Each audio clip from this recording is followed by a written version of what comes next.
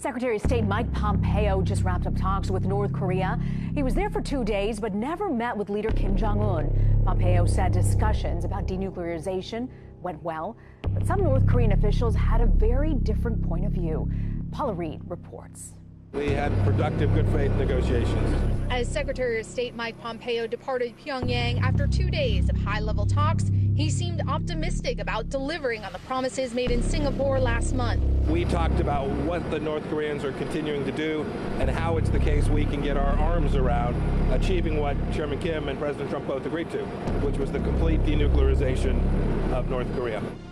But when pressed specifically on how North Korea will denuclearize, Pompeo declined to answer. I'm not going to get into the details of our conversations. North Korea had a completely different interpretation of events. An unnamed foreign ministry spokesman lashed out at the U.S. and called the meetings regrettable in a statement carried by the Korean Central News Agency. The U.S. just came out with such unilateral and robber-like denuclearization demands that go against the spirit of the North U.S. summit meeting. During the June summit in Singapore, the president was confident that North Korea would begin denuclearization right away. We signed a very, very comprehensive document, and I believe he's going to live up to that document. In fact, when he lands, which is going to be shortly, I think that he will start that process right away. The president has not yet responded to these comments from North Korea. He's spending the weekend here in New Jersey at one of his golf clubs, but we've only heard from him on social media. He's tweeted about fake news and his upcoming Supreme Court announcement. Pompeo left North Korea today without any hard indication that North Korea is making serious, verifiable efforts towards denuclearization. North Korea is calling Mike Pompeo, the Secretary of State, his meetings in North Korea regrettable. The secretary met with Kim Jong-un's top advisor, Kim Young-chol, and according to Pompeo, they made, and this is a quote, progress on almost all of the central issues. But that's apparently not how Pyongyang sees it. We want to do something. We both are going to do something, and we have developed a very special bond. So people are going to be very impressed. People are going to be very happy, and we're going to take care of a very big and very dangerous problem for the world. And I want to thank Chairman Kim. Spent a lot of time together today, very intensive time. And I would actually say that it worked out for both of us far better than anybody could have expected. I think far better. I watched the various news reports. I would say far better than anybody even predicted. And this is going to lead to more and more and more. And it's an honor to be with you.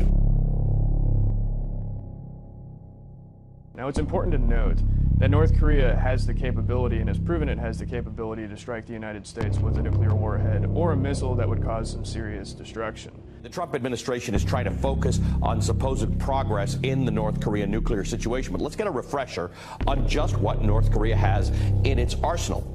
Analysis by the Defense Intelligence Agency puts the number of nuclear weapons held by North Korea in the neighborhood of 60 bombs. But the biggest point is that we don't actually know the full extent of Kim Jong-un's nuclear stockpile, and there were no public disclosures of that number at the Singapore summit last month. You'd think that would be a good starting point for negotiations. Let's find out what their capabilities actually are. We didn't do that. The bombs are a serious threat when coupled with North Korea's advances in rocket technology. The latest missile is now believed to put all of the U.S. mainland within range. Now, that's nuclear stuff. In terms of conventional military, North Korea is huge. North Korea has more than 1,000 aircraft, about 1,600 aircraft, fixed and rotary wing, hundreds of naval vessels, thousands of tanks, armored vehicles, thousands of rocket launchers. According to U.S. and South Korean intelligence, this stuff is all there. It's also hidden. There's hidden artillery positioned along the demilitarized zone, pointed directly at South Korea's capital, Seoul, which is only about 35 miles away. What you're seeing here on the part of North Korea is posturing because they want to keep nuclear weapons. So,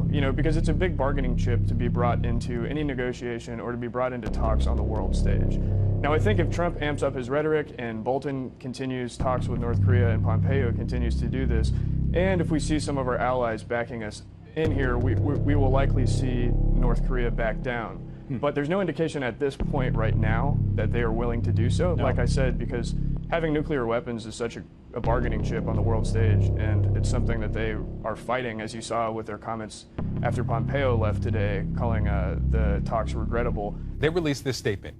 We expected the U.S. to bring constructive measures to build confidence in accordance with the spirit of the U.S.-North Korea summit. However, the attitude of the U.S. in the first high-level talks held on the 6th and 7th were indeed regrettable. It's certainly only going to anger the president, you would think, right? Yeah, and I think we're waiting for the president's tweet or his remarks sometime today on what he thinks about it. As far as I'm concerned, and the people that I know within the administration, I'm sure the president is pretty fired up about this and wants to not be played on the world stage. Yeah, you would think. I mean, there might be a reaction from the region, too, right? I mean, you know, we're all wondering what the president's going to do next, or if North Korea says something. I mean, what about China? What about other countries in the region? Is there a move there? Well, so, you know, we've seen a denuclearization push work on the part of the United States with China and with Russia in the past. As far as China, you know, the Chinese interests here are concerned, I think they're probably going to sit and let this play out and see when, you know, the best moment is for them to actually address the issue. Mm-hmm. But as far as it stands, I think we're going to have to wait and see what the president's remarks are towards the North Korean official's statement today. And if any indication that I have, I'm assuming he's going to come down pretty hard. Yeah, probably. Before we let you go, Robert, let's at least take up what you said was option 2 in all of this, which would be to put military pressure or even take military action against the North Koreans. Percentage-wise, do you think the odds have greatly increased of that with the comments here over the last 24 to 48 hours? I think that's a possibility. I think the other thing, though, you have to think about is the retaliation on the part of North Korea in South Korea and Seoul, which has millions and millions of citizens. Right. You hear all the time that, you know, one of the reasons that this couldn't happen before Trump actually made the historic summit work was that, you know, any push or really, you know, hard, heavy-handed efforts on the part of the United States or anywhere else could cause retaliation from North Korea and have them attack Seoul. So I think there's a lot to worry about in the region, and as you brought up with China, but as it stands right now, we'll have to see. Yeah, we will. Tense times are back. Maybe they hadn't gone away.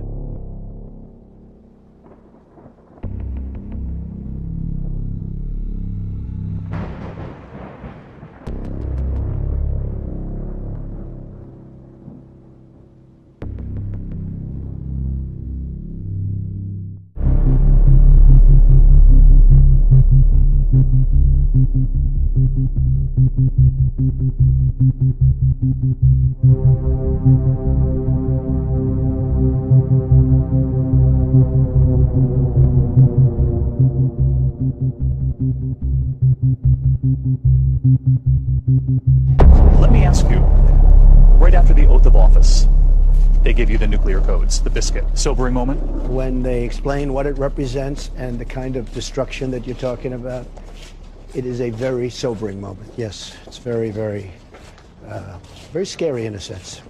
Does it keep you up at night? No, but I have confidence that I'll do the right thing and the right job. But it's a very, very scary thing.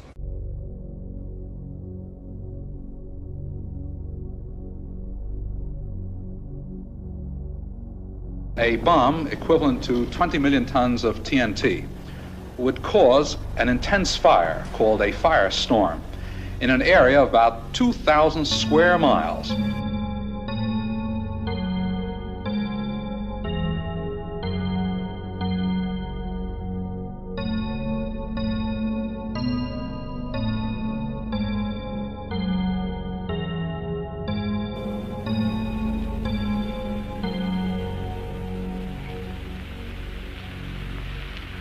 We have spent more than $2 billion on the greatest scientific gamble in history, and we have won.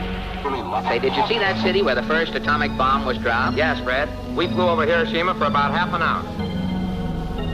It was a shambles, huh? A shambles? It looked like Ebbets Field after a doubleheader with the Giants.